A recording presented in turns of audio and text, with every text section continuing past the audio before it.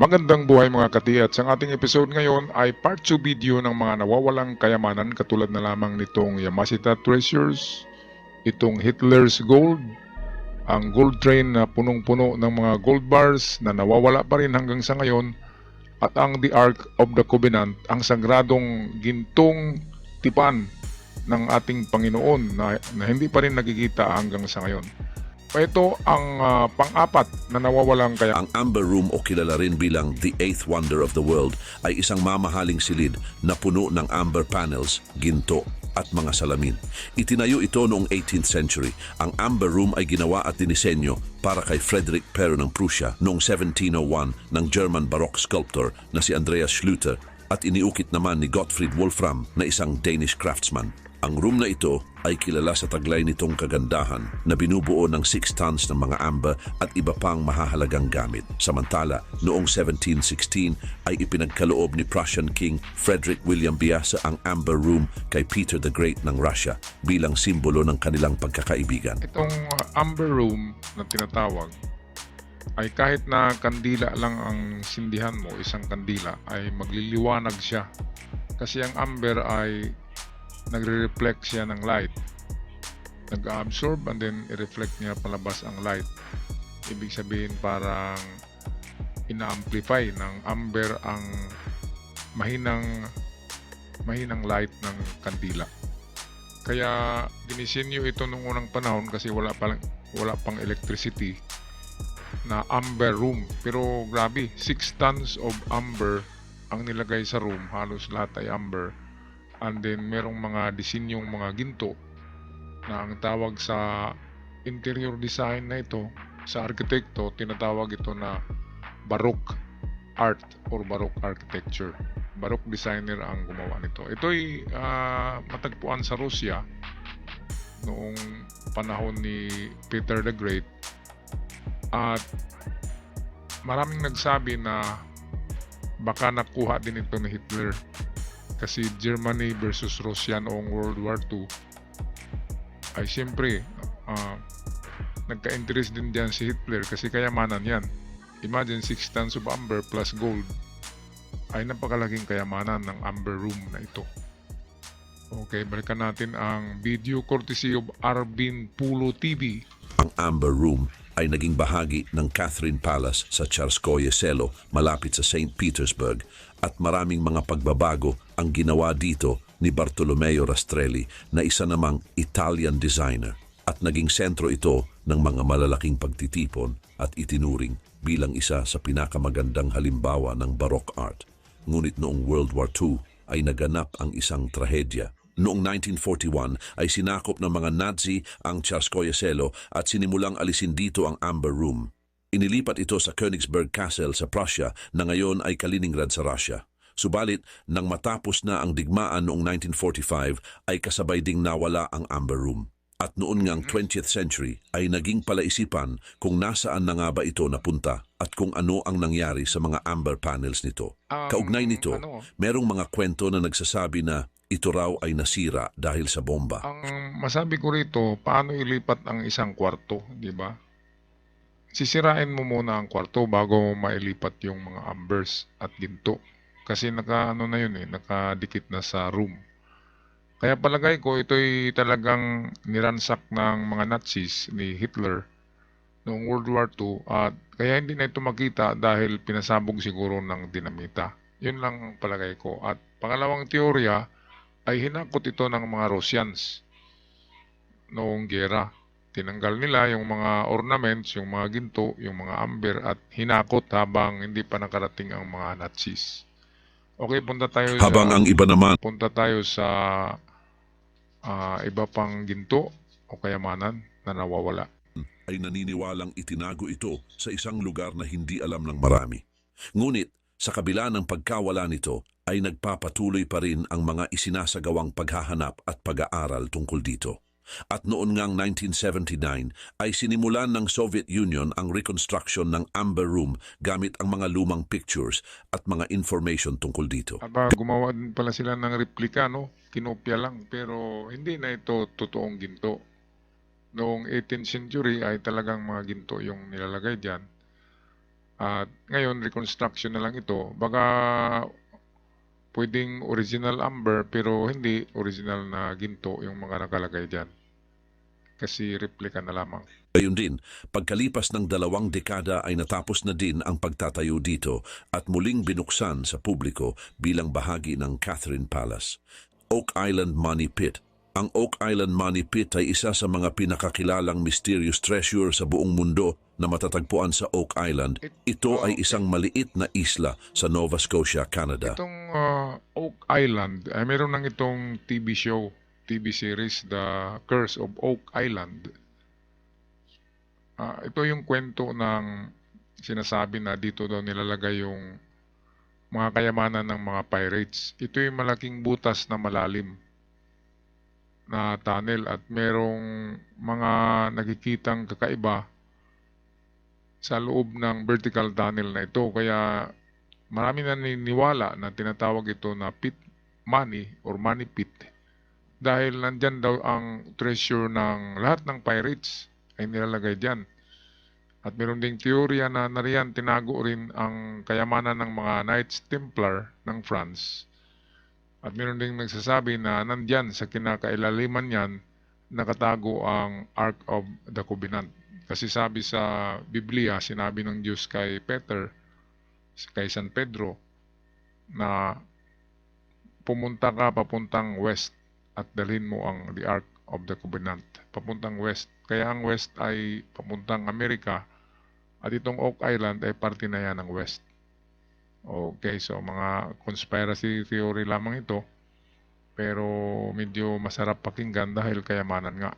Ang kwento ng Money Pit ay nagsimula noong 1795 nang matuklasan ng 3 bata na sina Daniel McGuinness, John Smith at Anthony Vaughan ang isang malalim na hukay sa isla.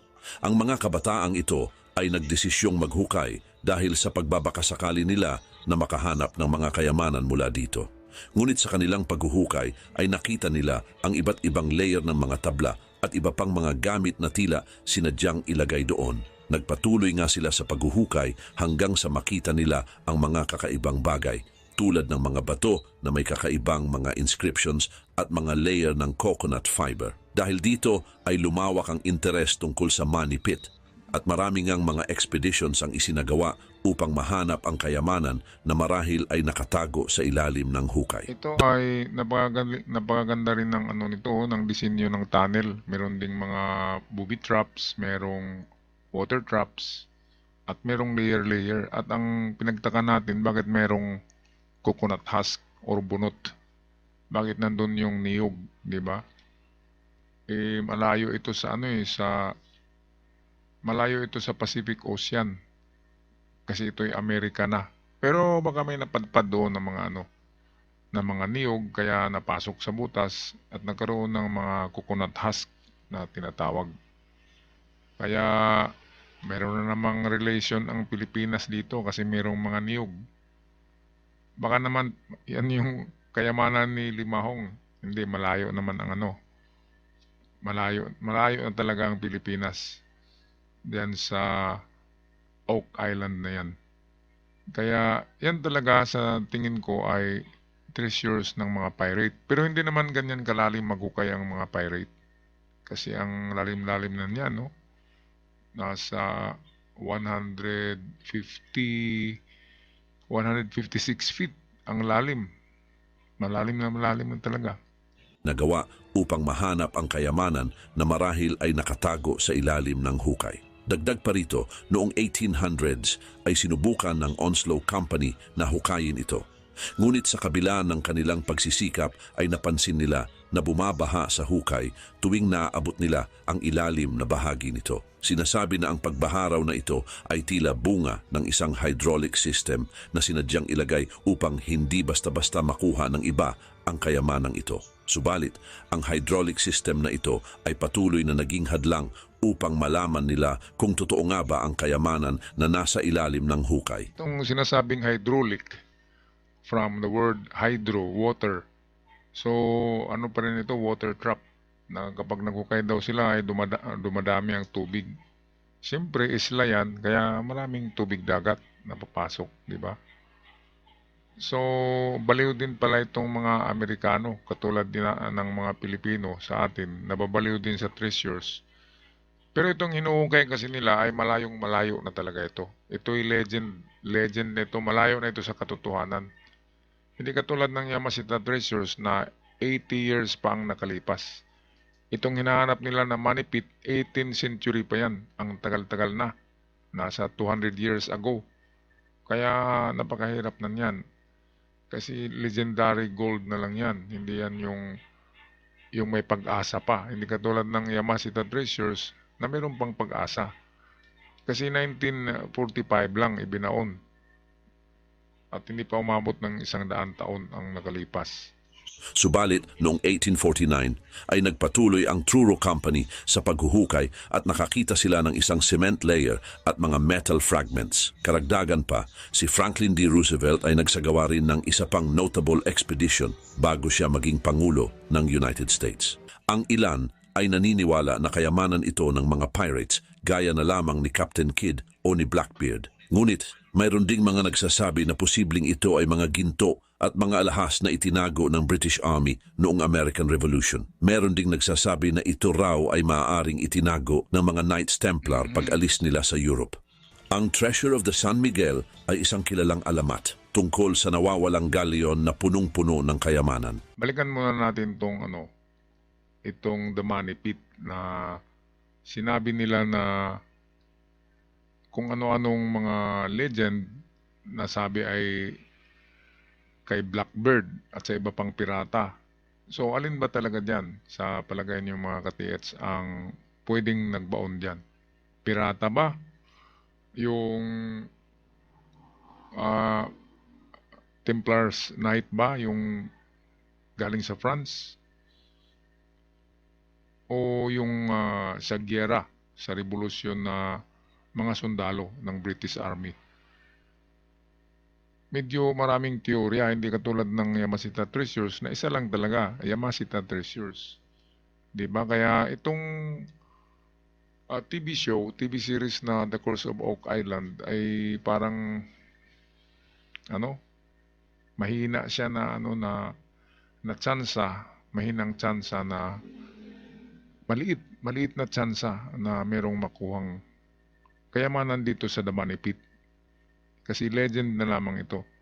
Hindi katulad ng Yamashita Treasures na meron nang nakakuha, marami na, at meron pang nalalabi o naiiwan. Okay, so patuloy tayo sa iba pang treasures. And this time, ito yung mga galleons. At alam nyo ba na merong nadiskubre, year 2000 yata, ni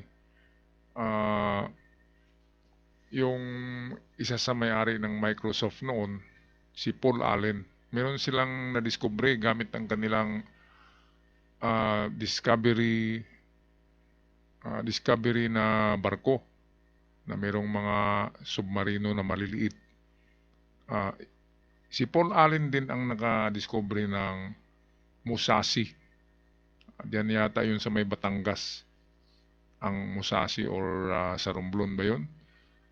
Isa sa pinakamalaking barkong pandigmaan ng Hapon na lumubog pala dito sa Pilipinas.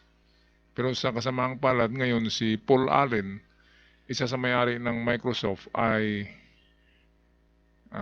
sumakabilang buhay na. Mga 3 taon ang nakalipas. Pero napakaraming na-discovery ni Paul Allen sa karagatan, katulad ng mga galleons. Kaya ito, panoorin natin itong San Miguel Treasures. Isa sa 2 galleon na narito. Ang isa diyan ay talagang dito napadpad sa Pilipinas. At isa yon sa mga na-discovery ni Paul Allen na lumubog at nakuha yung mga silver and gold coins.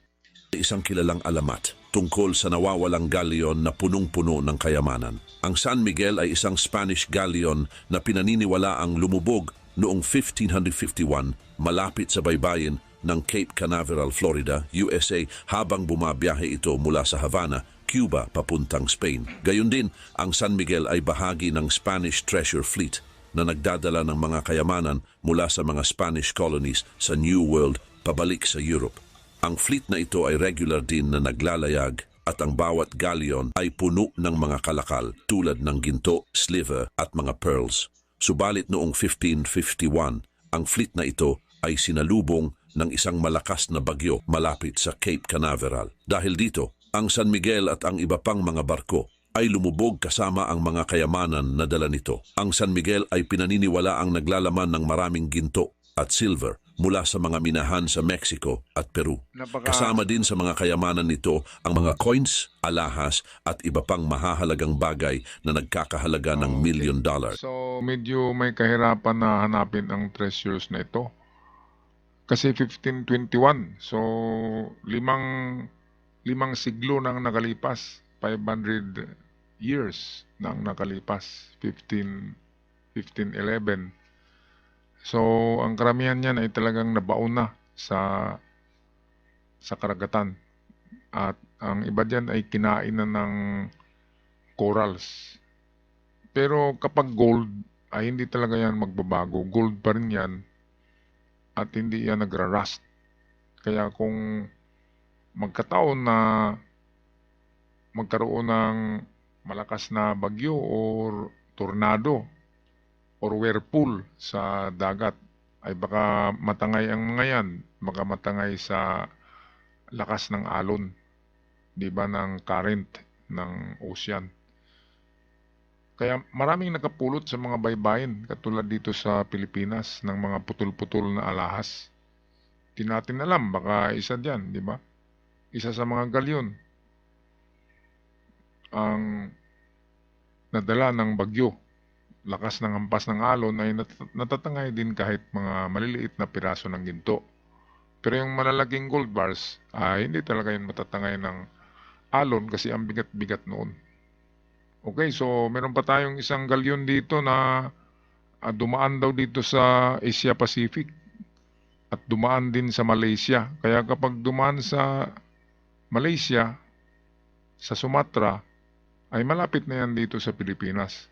Baka ito na yung nadiscovery ni Paul Allen sa may karagatan ng Romblon at Batangas ba yun?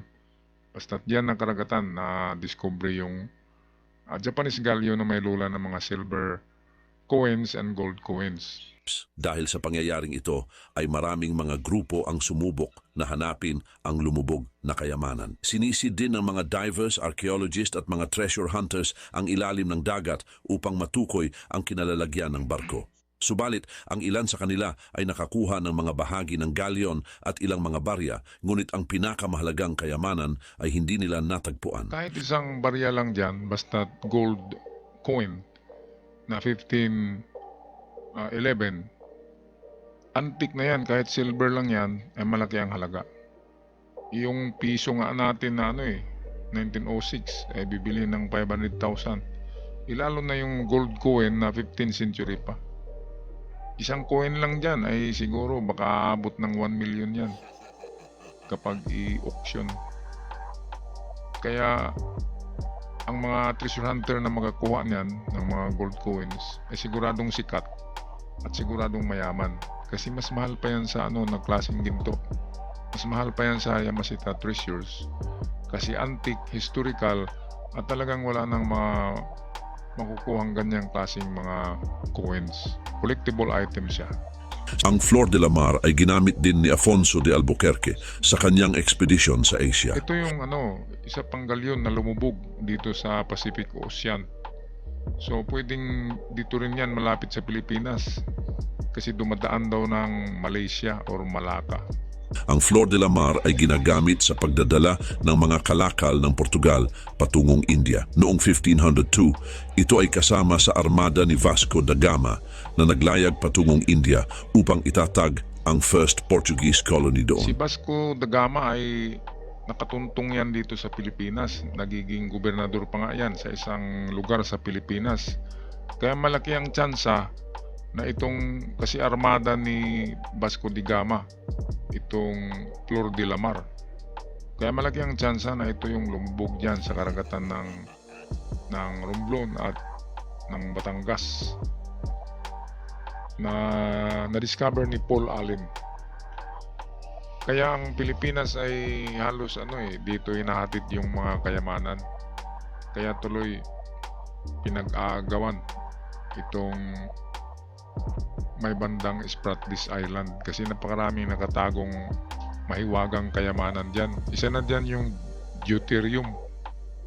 Deuterium na ayon sa mga expert dyan sa oil ay yan ang future of itong ating fuel na mag-fuel sa buong mundo kapag naubos na diyan sa Middle East ang supply ng oil. Kaya mayaman daw ang Pilipinas in the future at sana naman ay maano na yan,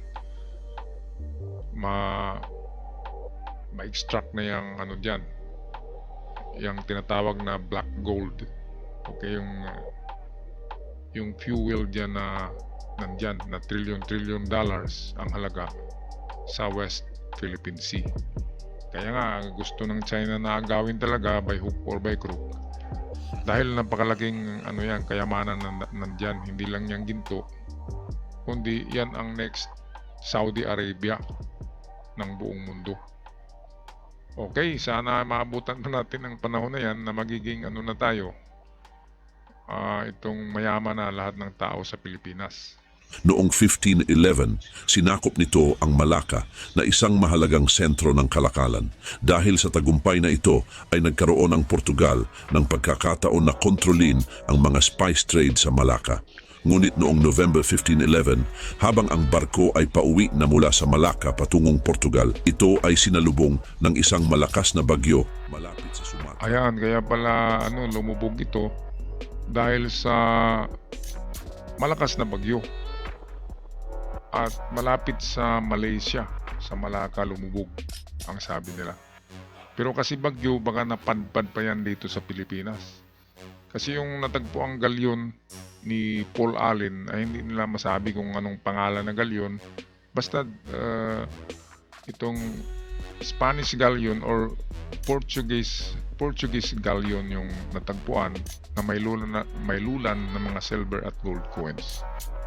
Okay, so God bless the Philippines. Napakaraming treasures talaga dito, halo-halo, di ba? Historical man, galing sa giyera, natural gold, narito yata sa atin. Kaya sabi nga ng iba ay magiging Saudi Arabia tayo in the future. Okay, sana naman. At hanggang dito na lamang tayo magtatapos ang ating videos, mga katiyets. Hanggang sa muli, paalam at ingat kayong lahat.